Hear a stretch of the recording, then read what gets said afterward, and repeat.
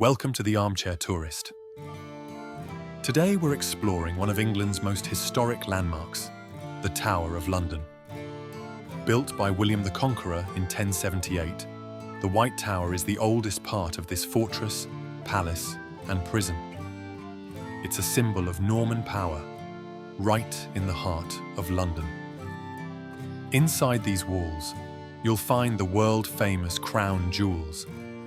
This dazzling collection includes the Imperial State Crown and the Koh-i-Noor diamond. Reflecting the wealth and power of the British monarchy, the Traitor's Gate was the infamous entrance for prisoners accused of treason. Among its most notable guests were Anne Boleyn and Sir Thomas More, whose stories still haunt these halls. Meet the Yeoman Warders, or Beefeaters, who have guarded the tower for centuries. They're not just ceremonial. They live here and share the tower's secrets with visitors every day. Legend has it, if the ravens ever leave the tower, the kingdom will fall. Today, these majestic birds are cared for by the Ravenmaster, ensuring they remain a living part of history. The Tower of London isn't just a monument, it's a journey through 1,000 years of British history.